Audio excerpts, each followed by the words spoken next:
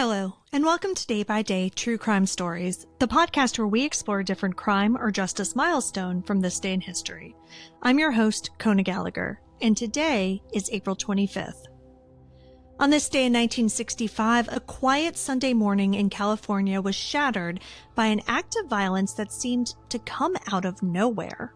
A teenager named Michael Andrew Clark drove nearly 150 miles, climbed a hillside with a high-powered rifle, and opened fire on unsuspecting drivers traveling along Highway 101 near the town of Orcutt. It was one of the first mass shootings of its kind in the U.S., and the aftermath would change the way people thought about public safety, youth violence, and access to firearms. Let's get started.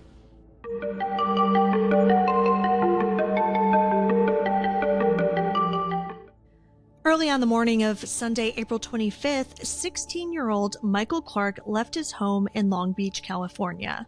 He was alone, but in his car were multiple firearms, including a scoped Swedish Mauser 6.5mm bolt-action rifle, a pistol, and hundreds of rounds of ammunition. His destination? A secluded hillside just south of Orcutt in Santa Barbara County. Around 6 a.m., Clark reached a spot, a slope overlooking Highway 101, one of California's main coastal routes. He found a concealed position and settled in. No one knew he was there, and no one could have seen this coming. Then he started shooting. At first, the shots seemed random, but it quickly became clear that Clark was deliberately targeting moving vehicles, firing at drivers, passengers, and anyone who happened to be on the road. It was absolutely terrifying. Cars veered off into ditches, some crashed, and chaos rippled through the area as more and more vehicles came under fire. One of those cars held the Rita family. They were driving north when a bullet tore through their vehicle, hitting 5-year-old Kevin Dean Rita, who was in the back seat. Kevin's father, Robert, was also shot. His mother and siblings survived, but their lives would never be the same. As confusion and panic spread, two men, 21-year-old Charles Christopher Hogan and 28-year-old Joel Kosab, pulled over to help people who had crashed or had been wounded. But as they tried to assist, Clark turned his rifle on them too. Both men were killed. All told, 3 people lost their lives that morning, and 10 others were injured, many of them seriously. When law enforcement arrived, they had no idea where the gunfire was coming from.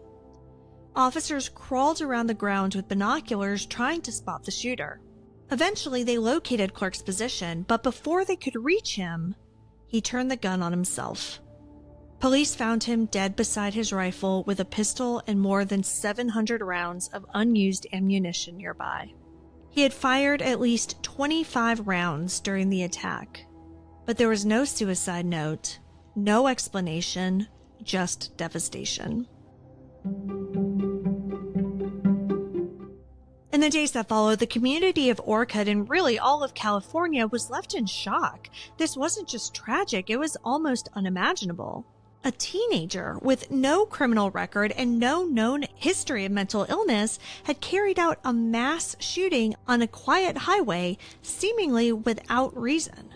Michael Clark had recently dropped out of high school. He was into electronics and military history.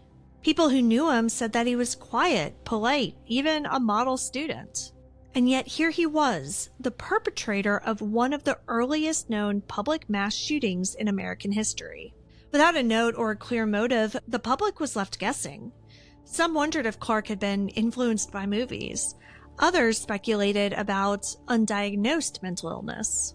But no one really had any answers. The deepest wound was felt by the Rita family.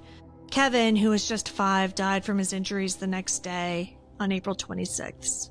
His father, Robert, did survive, but he was left permanently disabled. The entire family was changed forever in a matter of seconds, for no reason whatsoever.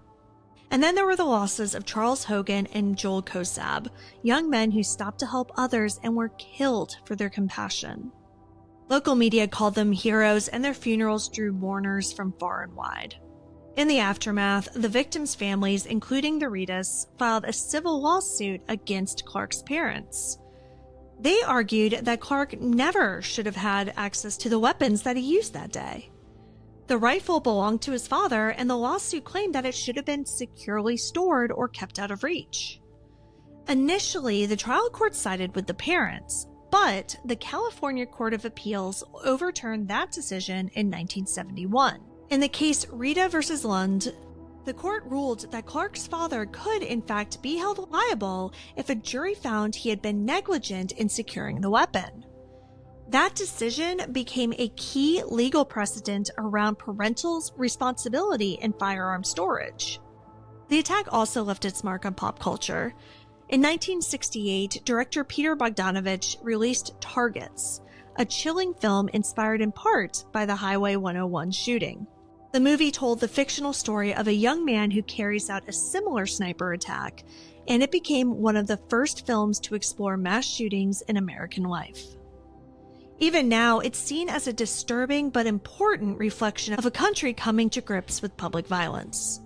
Today, the Highway 101 sniper attack is rarely remembered. It's been overshadowed by more recent tragedies with higher body counts.